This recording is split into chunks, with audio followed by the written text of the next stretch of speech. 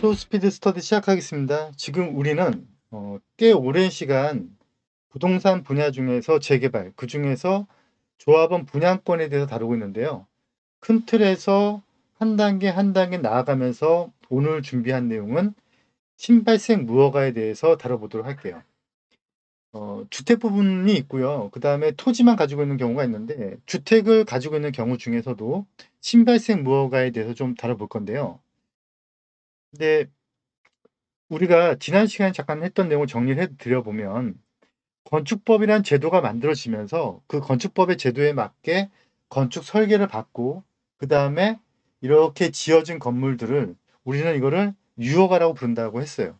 그런데 이거는 건축법이라는 제도가 만들어졌기 때문에 거기에 맞게 지어지는 거고, 그런 건축법이라는 제도가 있기 이전, 건축법이 활성화되기 이전에 그 시행 이전의 건물들은 그럼 어떻게 할 것이냐.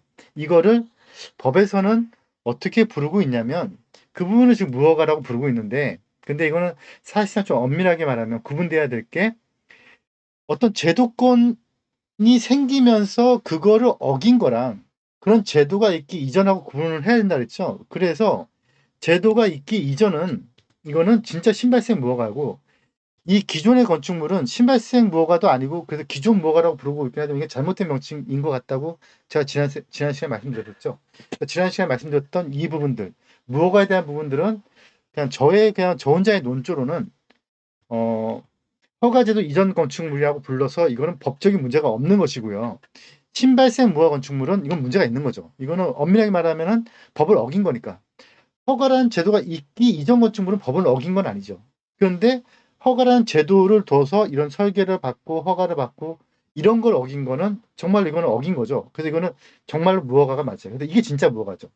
얘는 아파트 분양 자격도 없고 모든 권리 산정에서 다 제외가 돼요. 하지만 허가를 받고요. 이렇게 쭉 합법적으로 가지 않고 허가는 받았지만 사용 승인 못 받은 물건도 있거든요. 이거를 별도로 다시 미사용 승인 건축물이라고 불러요. 대부분 시도에서는 미사용 승인 건축물 같은 경우에 아파트 분양 자격에 인정해 주지 않고 있어요. 그런데 예외적으로 서울만 미사용 승인 건축물에 대해서 조합의 정관으로 구제하도록 해놓고 있거든요. 그러니까 다 구제가 되는 게 아니고 조합원의 의결을 거쳐서 구제해 줄 수 있다는 거죠. 그래서 우리가 용어 정리를 할 때 정확하게 건축법 제도 이전에 제도가 만들어지기 전에 무허가, 이거는 기존 무허가라고 해서 법적인 문제가 없는 건축물이고요. 제도를 어기고 지은 신발생 무허가, 반만 어긴 미사용 수익 건축물, 이렇게 나눠지는데 미사용 수익 건축물은 서울 같은 경우는 구제되는 경우도 있고 구제되지 않는 경우도 있다. 대부분의 시도는 구제 안 해준다. 근데 신발세 무허가는 아예 권리가 인정이 안 되고 무허가, 완전한 무허가이기 때문에 아파트 배정 못 받는다라고 이해하시면 될 것 같아요. 우리는 지금 부동산 중에서 재개발 물건, 그 중에서 주택 부분을 다루고 있는데요. 이제 이거 하나하나 해나가면서 다가구를 다세대로 쪼갠 거, 근생을 주택으로 변경한 것 등등등을 다루게 될 거예요.